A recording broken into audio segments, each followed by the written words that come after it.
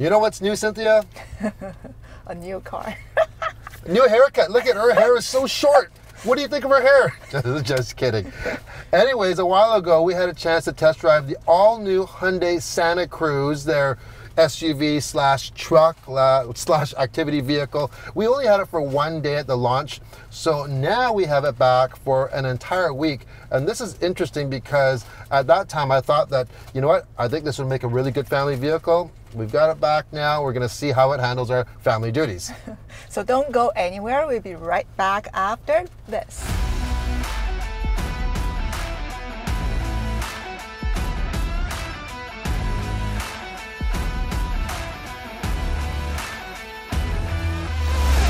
First impressions, what do you think? I think it's quite stylish. It's very cool looking. It looks like a Tucson with extended cargo bed. It definitely gets a lot of attention around it when it's on the road. The color is super unique. I like that. Yeah, I really do like this. I think it's called Blue Stone. This color reminds me of that golf style race car color. Yeah, well, it really essentially is a Tucson with a bed to it. And, you know, you're not a big fan of pickup trucks, so, you know, like, you don't mind this one? No, not at all. No, it actually doesn't drive like a truck to me. This Santa Cruz definitely gets a lot of attention wherever we drive it. I was parked at home, and you know, people were stopping in front of the house, getting out and actually wanting to know more about this vehicle. I think a lot of the reason because it's very unique. You don't see a lot of them on the road. By the way, if you haven't already watched the other Santa Cruz videos that I did at the launch of this vehicle, make sure to watch it. I'll leave a link in the description below. And I'll leave a link kind of like in the card, I think right about there or here, I don't know. In one of the corners there, look for that. After you watch this, you can click on that. So next category is features, and the one thing that is the biggest standout of this vehicle is that 4-foot 4-inch cargo bed in the back. Extremely useful, don't you think? Yeah, it's quite handy to have. Yeah, well, you know, we did Costco trips and things, but you know what? Where it's most useful is if your lifestyle consists of carrying things that may be a little bit messy or big and heavy, things that you don't want to carry in the cabin of a vehicle or an SUV. First of all, it's dirty. Second of all, it could be wet. Let's say maybe some snowboard gear, or smelly like some hockey equipment. And it's safer to have it outside of the cabin in case you get in an accident. So that is a big plus.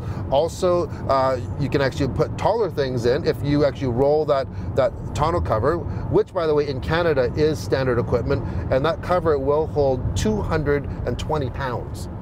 Or a couple kids. Or probably a few kids at this size.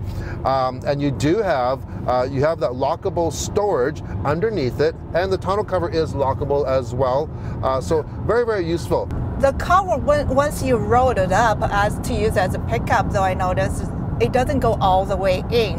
So it leaves about 1 foot of space edge there. So just, you know, you have to juggle things around it to make it work. Be aware of that, yeah. So you do lose out on some room, yeah, that's par for the course. Now, the nice thing about having a cargo bed, though, is that you can just go and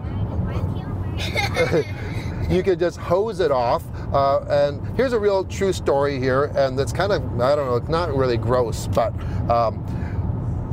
Brooklyn back there, she was helping doing some filming, and guess what? She just happened to have something on her foot, and it was some dog doo-doo. And here, I'm gonna go into a little bit, short little rant. Anyways, the worst thing about picking up dog poo is when it's not your dog, or if you don't even own a dog.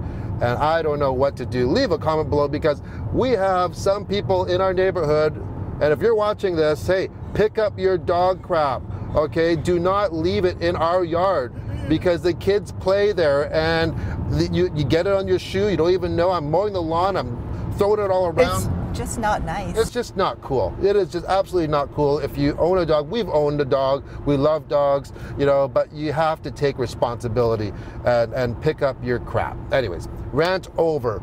Okay, so I was able to scrub it down and hose it off, and that's just one nice thing about the bed. All right, so next feature, interior. What do you think? Interior is very modern looking and doesn't have the truck feel. Lots of technology. I appreciate the digital display for the driver's side, Yep. Which offers a blind spot monitor. Yeah, so it's got the camera on both sides, and it actually shows it on that screen. Standard is the 8-inch infotainment center screen. This one comes with a 10.25-inch screen with Apple CarPlay and Android Auto. And I like the traditional gear shifter. Yeah, opposed to the Tucson, because it's very, very Tucson-like for sure. The whole waterfall design, except, yeah, you don't have the push-button gear selector, and I do like the traditional shifter as well. For the second row, the girls do prefer a little bit more leg rooms, but for additional in-cabin storage, which is handy in this one, you can just easily lift up the second row seats. Yeah, you can do that. Now, they have a little bit less leg room, you know, compared to the Tucson. However, you do get class-leading headroom. Now, one thing that I was thinking during launch of this vehicle, I thought that, you know, this would be a really good family vehicle. And I have to say right now, for the week that we've had it, we have really not taken advantage of that bed. You know, nothing that we couldn't do with the back of an SUV, right? Now, if we had it longer, maybe during the summertime or during the winter time where we're doing more outdoor activities, we may be able to take advantage of that a little bit more. But at this point, at this week, you know, I really didn't see a huge advantage for our lifestyle. But once again, Hyundai Canada, if you'd like to loan us one for a longer period, we would happily test that out and see if we can put it to use. Now let's talk about the drive. It doesn't drive like a truck, which I like. I never get that anxiety about, you know, going to a tight spot parking.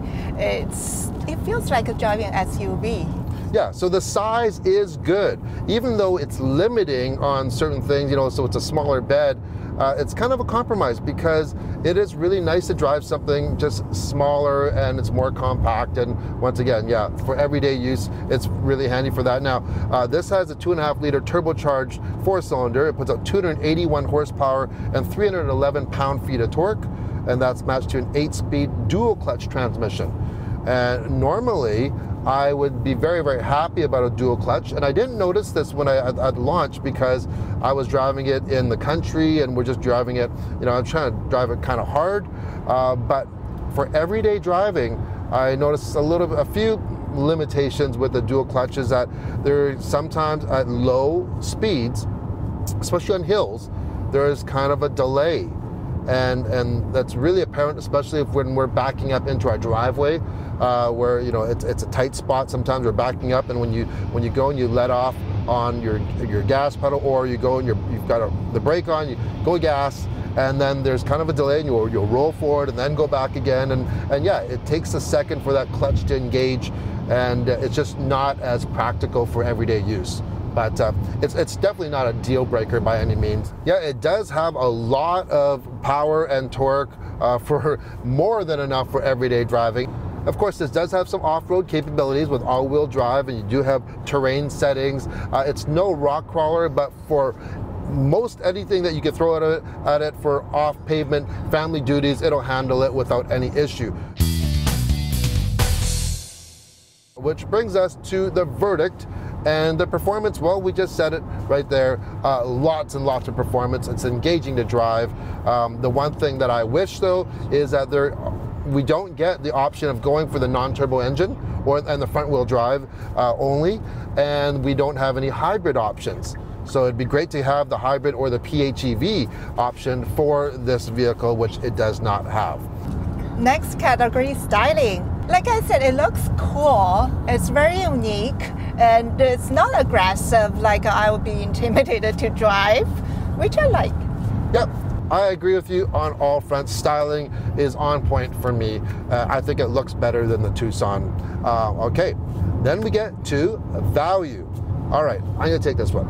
Okay, value-wise, you are getting a lot of vehicle for the money. You're getting a lot of features, a lot of premium features as well. We have ventilated seats here. You got standard heated seats and a heated steering wheel. So lots of value in that respect. However, since we are relegated in Canada to the top trim with the turbocharged engine and the all-wheel drive, it definitely drives the price up there. So it starts at about $38,000. This one, this Ultimate that we have here, starts at over $45,000, and for that price, you can get an Ultimate Tucson PHEV. So yeah, I would probably tend to go with that for our family. So you can take the next category, which will be family approved. I think it's very family friendly for sure. It depends, again, your lifestyle. To us, as right now this season, it hasn't shown a lot of usage for the cargo bed. We also notice if you do running around getting small items, there's a lot of room for things to get shifted around at the back. We almost lost a carton of eggs. Yeah, from our Costco trip. So you probably want to have like a mat in the back there, or put some boards in there to partition it off. Because if you're just going to throw your everyday stuff in there, the first time you hit those brakes, it's going to come sliding forward and going. If you have a couple dozen eggs, splat all over the place. So just be aware of that. So an SUV might be handier for that, yet it does have limitations compared to the bed. Yeah, but if you do a lot of outdoor sports, like winter sports, water sports, and yeah, no brainer. This is a great option. Final category, overall, I think if you have a need and your lifestyle calls for, hey, an open bed would be really handy for you, you will not be disappointed with this vehicle at all. It's got tons of drive. It's beautifully styled inside and out. I have no issue with it, and I love that tonneau cover, even though it does take up some room, but it's nice to have that lockable storage in the back too. Very versatile, very versatile.